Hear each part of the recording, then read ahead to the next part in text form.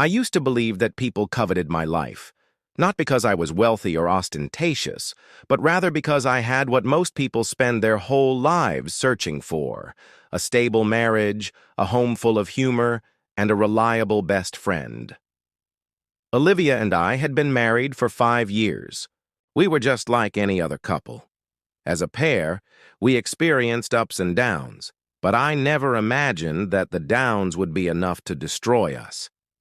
I remember how she used to gaze at me in the beginning, her eyes gleaming as though I were the center of the universe. We had worked long hours, building our life together, brick by brick, through restless nights and never-ending dreams. I stayed busy with work, but I made sure Olivia never felt abandoned.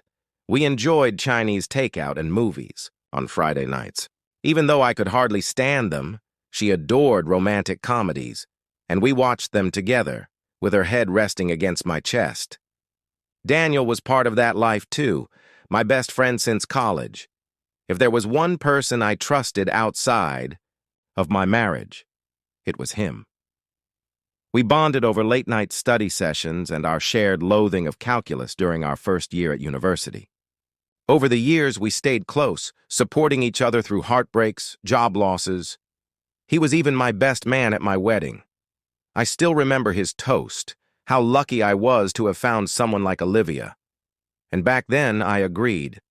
I was fortunate, but what I would soon learn is that luck is the most ephemeral thing in the world.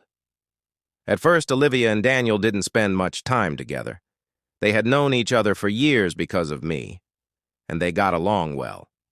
Maybe too well. I even joked about it, how they had their own secret friendship. It never bothered me. I was grateful for my wife and my best friend. That was until things started to change. Olivia began to distance herself in ways I couldn't quite define. Our conversations became shorter. At night, she would turn away whenever.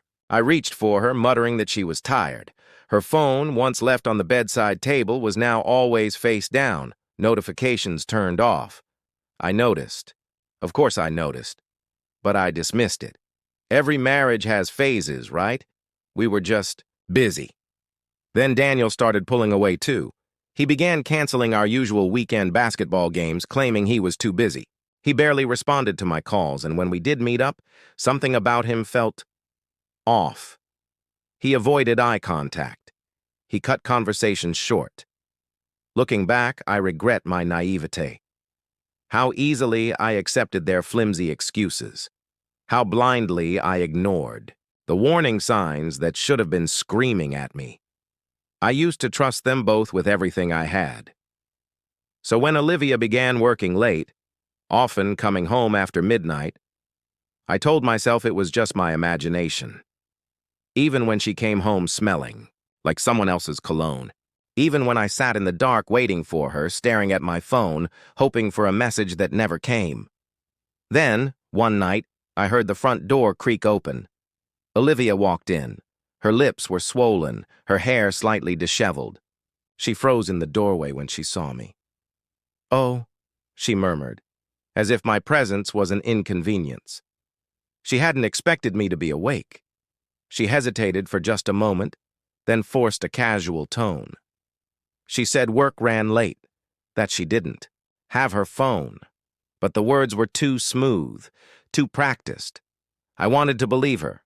If I had known then what I know now, I would have asked for the truth that very night. I would have demanded it. But I didn't. Instead, I let her walk past me and get into bed, clinging to the delusion that everything was fine. That my wife, the woman I had built my life around, wouldn't betray me. I sat on the couch for hours, staring blankly at a late-night TV show I wasn't even watching. My mind fractured into two warring halves.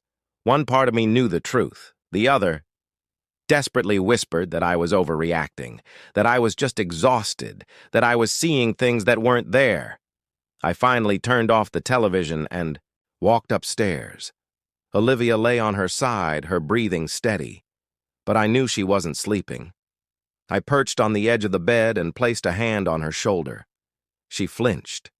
A small, involuntary movement. Something inside me cracked. "Can we talk?" I asked softly. She sighed heavily before rolling onto her back. Her expression was unreadable. "What is there to talk about?" she said flatly. I blinked. "Michael," she continued, her voice detached, "I told you. I've been busy with work." I swallowed, my throat dry. "Are you seeing someone else?" Silence. That silence was my answer. My breath came in short, shallow bursts. My hands clenched into fists. "How long?" I whispered. She hesitated, then finally met my eyes.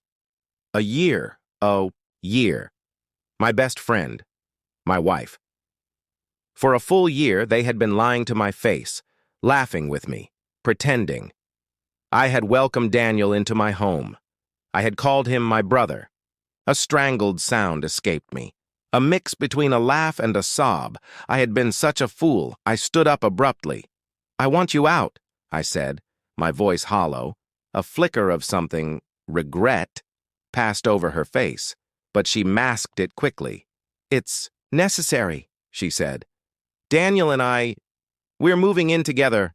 My stomach twisted. She smoothed out her dress as if she hadn't just shattered my world. And then she delivered the final blow. "We're expecting a baby." I staggered backward, my legs weak. I couldn't breathe. I recoiled as she reached for me, as if to offer some pathetic attempt at consolation. "Get out," I said, my voice trembling. She hesitated, then nodded. And just like that, she was gone. I stood frozen in place, staring at the empty space where she had been moments ago. The weight of her words pressed down on me like a crushing force. My best friend. My wife. A child that wasn't mine. I clenched my fists, nails digging into my palms. This wasn't a nightmare. This was real, and I couldn't wake up from it. As the sound of her car faded into the distance, I collapsed onto the couch, staring at the wall. Minutes passed. Hours. My phone vibrated. For a brief second, I hoped, that Olivia was calling to say it was all a mistake. But it wasn't her. And in that moment, I finally understood. I had lost everything. Daniel began with a subtle change, displaying frantic movements, traces of stress, bags beneath his eyes, and a sharpness to his actions. I saw every move he made, so I recognized the phrases that weren't there before. Every time he made a mistake, I wanted him to feel it and know it, not just suffer. As usual, Olivia was unaware of what it was like to have everything you had worked so hard to build fall apart under your feet. She didn't realize that the basis of their new life was crumbling from the inside out while she was playing home with him. Sophia and I met in a posh restaurant downtown, and she didn't even anticipate my approach. As if we weren't planning someone's demise over a martini, dazzling in a pricey black dress, she smirked and said, "Appetizers. You've been watching him?" I nodded, stirring my drink. She leaned forward and said, "Good. Now we speed things up." She noticed that he was slipping. Liquor. I cocked an eyebrow at the way she smiled. "You have Hargrove wrapped around your finger now, don't you?" I nodded and breathed. Mr. Hargrove, my boss, had become somewhat of a mentor to me, believing in my wisdom and my senses. Since his company was among the largest investors in the city, we had complete control over the story. I believed it was time to give him some poor intelligence. Sophia kept swirling her drink to make sure the appropriate people heard her. "That Daniel's business is dying. Push it to the limit." I grinned. "You're cruel," she smiled, "and you adore it." She didn't make a mistake with the execution. Set up a meeting with Hargrove for the next day, and we sat in his Florida office. "You've been watching Whitmore Capital?"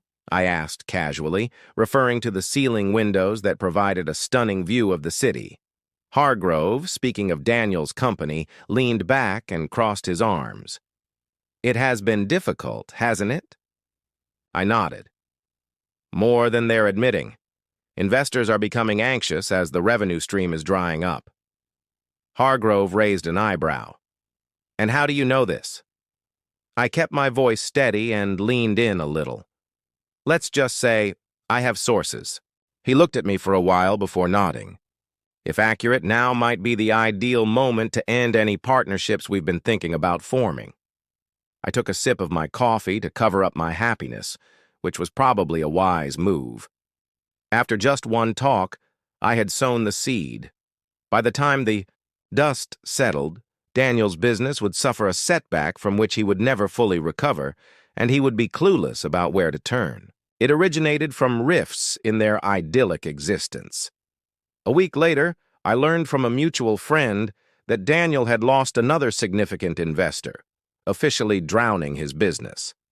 The best thing? He had no idea I was behind it. I pictured him sitting at his desk, looking at spreadsheets that didn't match up. He had taken my wife as his alleged empire burned all around him. Now I wanted him to lose more, so I continued to steal everything else. I wanted Olivia to begin questioning him. That was the first sign of Olivia's remorse. I had accidentally run into her, or at least that's what she believed, in a little cafe close to my workplace. I made sure to be there, knowing that she often visited the location. She was seated by herself, her baby belly more obvious now. I had honed my intellect and turned my body into a battlefield. I pushed in more hours, took on more challenging tasks, and in a matter of months, my reputation at Hargrove's soared. Executives nodded in agreement when the firm's clients asked for me by name.